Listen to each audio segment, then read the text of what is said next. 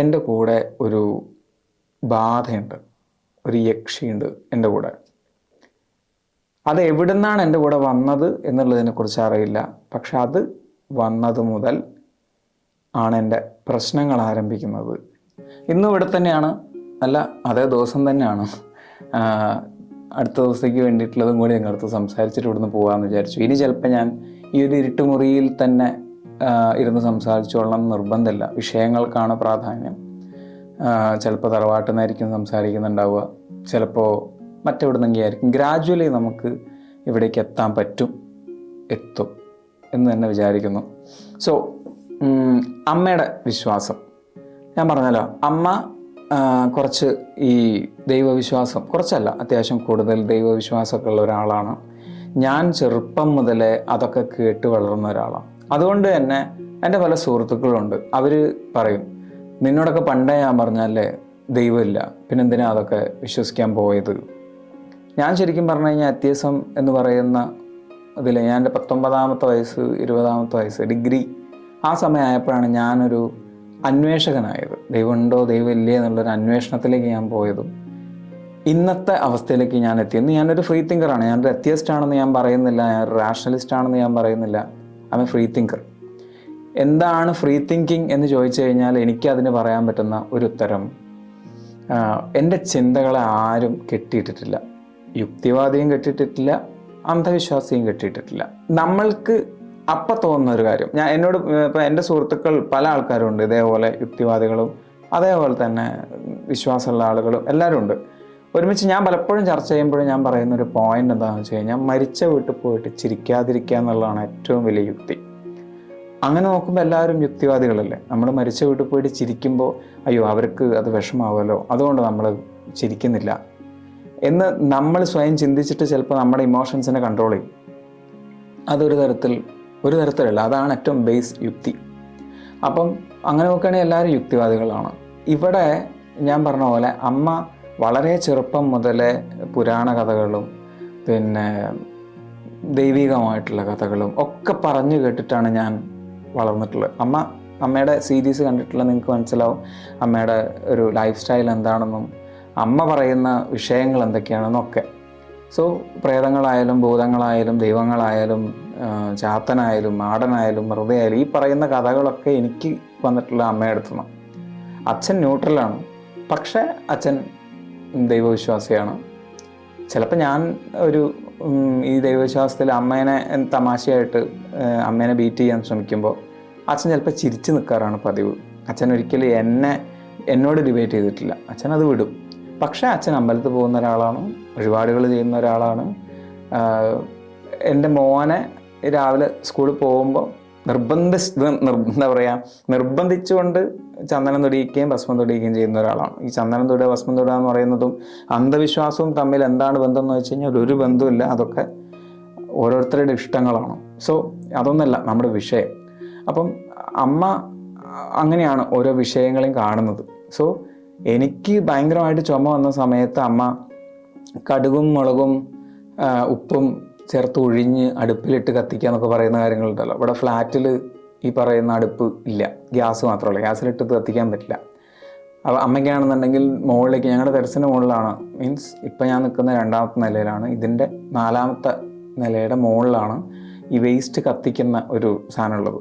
അപ്പോൾ അവിടെ കൊണ്ടുപോയിട്ട് കത്തിക്കണം എന്നുണ്ടെങ്കിൽ അമ്മയ്ക്ക് ബുദ്ധിമുട്ടാണ്. സോ അമ്മ അതിങ്ങനെ ഒഴിഞ്ഞിട്ട് വൈഫിന് കൊടുക്കും, അവളതും കൊണ്ടുപോയിട്ട് കത്തിക്കും. അപ്പം എനിക്ക് ചുമ മാറാൻ വേണ്ടിയിട്ടാണ് അത് ചെയ്യുന്നത്, കാരണം കണ്ണ് പറ്റിയതാണ് എന്നുള്ളതാണ് അമ്മ വിശ്വസിച്ചത്. ഇപ്പം ചില കുട്ടികളില്ലേ, ഇപ്പോൾ ഉദാഹരണത്തിന് നമ്മുടെ എന്താണ് ആ സിനിമയുടെ പേര്, വിനയൻ്റെ ഒരു സിനിമ ഉണ്ടായിരുന്നു വെള്ളി നക്ഷത്രം എന്ന് പറഞ്ഞിട്ട്. അതിൽ മലയാളികൾ ഒന്നടങ്കം ഭയങ്കരമായിട്ട് ഇഷ്ടപ്പെട്ട ഒരു കുട്ടിയായിരുന്നു ആ പെൺകുട്ടി. എനിക്ക് ആ കുട്ടീൻ്റെ പേരറിയില്ല, പക്ഷേ പെട്ടെന്ന് ആ കുട്ടി മരിച്ചു. അപ്പം അങ്ങനെ ഒരു കാര്യങ്ങൾ വരുന്ന സമയത്ത് ഞാനിപ്പോഴും, എൻ്റെയൊക്കെ ചെറുപ്പമാണ്, ഞാനൊക്കെ 10ാം ക്ലാസ് പഠിക്കുന്ന സമയത്താണ് വെള്ളി നക്ഷത്രമൊക്കെ ഇറങ്ങിയത്. ആ സമയത്തൊക്കെ ഇവർ പറഞ്ഞു കേട്ടിട്ടുള്ളൊരു സാധനമുണ്ട്, കണ്ണ് പറ്റിയതാണ്.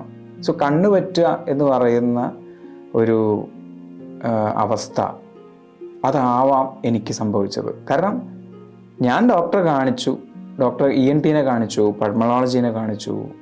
എനിക്കിനി ഗ്യാസ്ട്രോ പ്രശ്നങ്ങൾ കൊണ്ട് ഈസോഫാഗസിൽ വരുന്ന ഇൻഫെക്ഷൻ കൊണ്ടാണോ എന്നറിയാൻ വേണ്ടിയിട്ട് ഗ്യാസ്ട്രോനെ കാണിച്ചു, പല ഡോക്ടർമാരെയും കാണിച്ചു, ജനറൽ മെഡിസിന് കാണിച്ചു. എല്ലാവരും ആഴ്ചകളോളം മരുന്നുകൾ കഴിച്ചുകൊണ്ടിരിക്കുന്നു. പക്ഷെ ചുമ മാറുന്നില്ല. പറഞ്ഞാൽ ചുമച്ച് വൊമിറ്റ് ചെയ്യുന്നു, ബ്ലഡ് ചോദിക്കുന്നു. സോ ഇതൊക്കെ കാണുന്ന സമയത്ത് അങ്ങനെ വിശ്വസിക്കുന്ന ഒരാൾ സ്വാഭാവികമായിട്ടും പറയുന്നൊരു കാര്യമായിരിക്കും ഇതാണ് കണ്ണ് പറ്റിയതാണ്. അമ്മേൻ്റെ രീതിയിലുള്ള കുറച്ച് പരിപാടികളൊക്കെ ചെയ്തു നോക്കി, പക്ഷേ ഒന്നും സംഭവിച്ചില്ല. ചുമ അങ്ങനെ തന്നെ തുടർന്നു.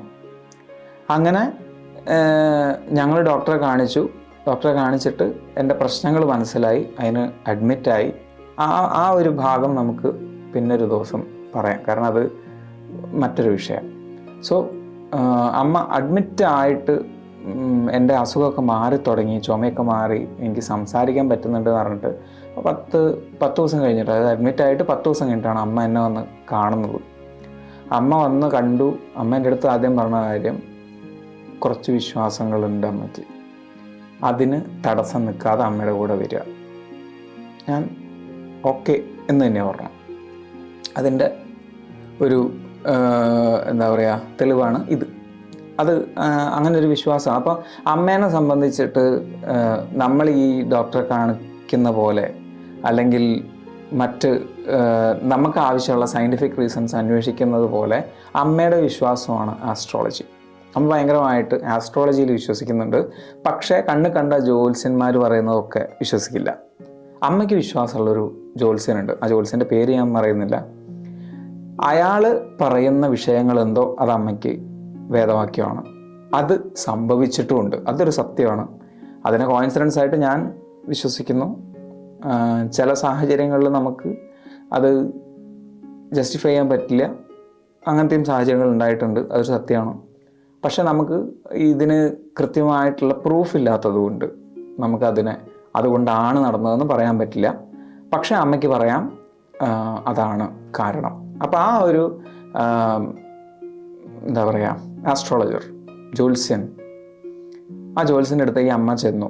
അമ്മയും വൈഫും കൂടിയാണ് പോയത്. അതുകൊണ്ട് തന്നെ അവൾ ന്യൂട്രലാണ്. അവൾ എൻ്റെ ഭാഗത്ത് നിൽക്കില്ല.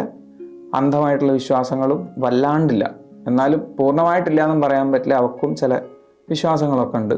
പക്ഷേ ഞാൻ പറയുന്ന വിഷയങ്ങളെ അങ്ങോട്ട് എന്നോട് അംഗീകരിച്ചിട്ടില്ല എങ്കിലും അവളുടെ മനസ്സിലൊക്കെ ശരിയാണ് പറയുന്നത് എന്നുള്ളൊരു സാധനമുണ്ട്. ഒരു തമാശയായിട്ട് അവളെ എടുക്കുള്ളൂ. പക്ഷെ അവൾ എൻ്റെ അടുത്ത് പറഞ്ഞൊരു കാര്യമുണ്ട്. അമ്മയും അവളും കൂടി പോയ സമയത്ത് ഒരു ഹോസ്പിറ്റൽ പ്രശ്നം കഴിഞ്ഞിട്ട് ഇരിക്കല്ലേ എന്ന് ആൾ അങ്ങോട്ട് ചോദിച്ചു. അപ്പോൾ അമ്മ പറഞ്ഞു അതെ.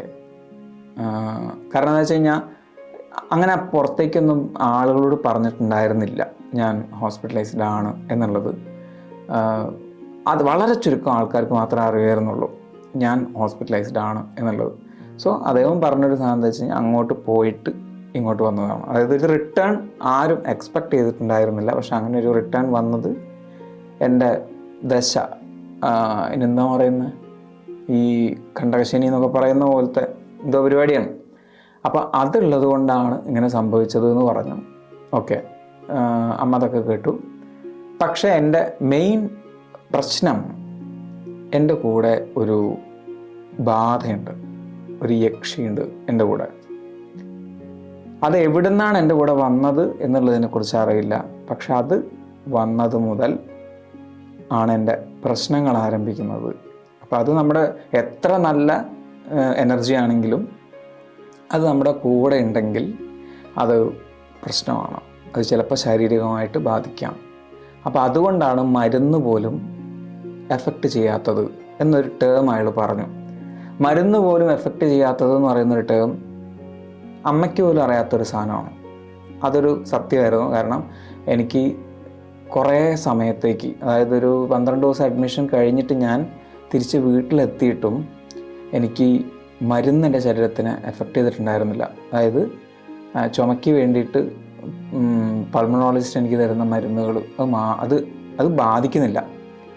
അതിന് റീസൺ വേറെ ഉണ്ട് കേട്ടോ. പക്ഷെ അങ്ങനത്തെ ഒരു സാധനം അയാൾ അങ്ങനെ അറിഞ്ഞു എന്ന് പറയുന്നൊരു കാര്യമുണ്ട്. അയാൾ അറിഞ്ഞു, അയാൾ പറഞ്ഞു ഇതാണ് വിഷയം. സോ അതിന് ഇന്ന സ്ഥലത്തുള്ള ഇന്ന നമ്പൂതിരി എടുത്ത് ചെന്നിട്ട് ഇന്ന കാര്യങ്ങൾ പറഞ്ഞാൽ അവരൊരു ഏലസ് കെട്ടിത്തരും. ആ ഏലസ് കെട്ടിയാൽ പ്രശ്നങ്ങൾ മാറും. അങ്ങനെ ആ ഏലസ് കെട്ടി. പക്ഷെ ആ ഏലസ് അമ്മ കെട്ടുമ്പോഴും എനിക്ക് എന്തുകൊണ്ട് ഈ മരുന്നുകൾ ബാധിക്കുന്നില്ല, അല്ലെങ്കിൽ ഈ മരുന്നുകളുടെ റിസൾട്ട് എനിക്ക് വരുന്നില്ല എന്നുള്ളതിന് ഇപ്പുറ സൈഡിൽ കൂടെ ഞങ്ങൾ കാരണങ്ങൾ കണ്ടെത്തി അതിനുള്ള സൊല്യൂഷൻസ് ചെയ്തു. ഇതേ സാധനം അമ്മയുടെ ഇഷ്ടത്തിന് അപ്പുറത്തും ചെയ്തു. ഇതിപ്പോൾ പൃഥ്വിരാജിൻ്റെ ഒരു സിനിമ ഉണ്ടല്ലോ, അതായത് പൃഥ്വിരാജ് ഇപ്പുറത്തു കൂടെ അന്വേഷിച്ച് പോകുമ്പോൾ വേറൊരു പെണ്ണ് ഇപ്പുറത്തു കൂടെ ഒരു പ്രേതത്തിൻ്റെ പിന്നാലെ പോകുന്നത്, ഫ്രിഡ്ജിനുള്ള പ്രേതമുള്ളൊരു സിനിമ, അതിൻ്റെ പേര് ഞാൻ മറന്നുപോയി. അപ്പം അതുപോലത്തെ ഒരു കഥയാണ്. അപ്പോൾ അമ്മേൻ്റെ സൊല്യൂഷനിൽ വന്നിട്ട് അമ്മ വിശ്വസിക്കുന്നത് ഈ ഒരു അമ്മയുടെ വിശ്വാസമാണ് കേട്ടോ, അതിനൊരിക്കലും ഞാൻ മോശമായിട്ട് പറയല്ല. എൻ്റെ വിശ്വാസം പോലെ തന്നെ എൻ്റെ വ്യൂ ഇതാണെങ്കിൽ അമ്മയുടെ വ്യൂ അതാണ്. അപ്പം ആ ഒരു സാധനം എൻ്റെ കഴുത്തിൽ കയറി, അതുകൊണ്ട് എൻ്റെ ചുമ മാറി. സ്വിച്ചിട്ട പോലെ നിന്നു, അതൊരു സത്യമാണ്. പക്ഷെ ആ സ്വിച്ചിട്ട പോലെ നിൽക്കാൻ scientifically I have A reason.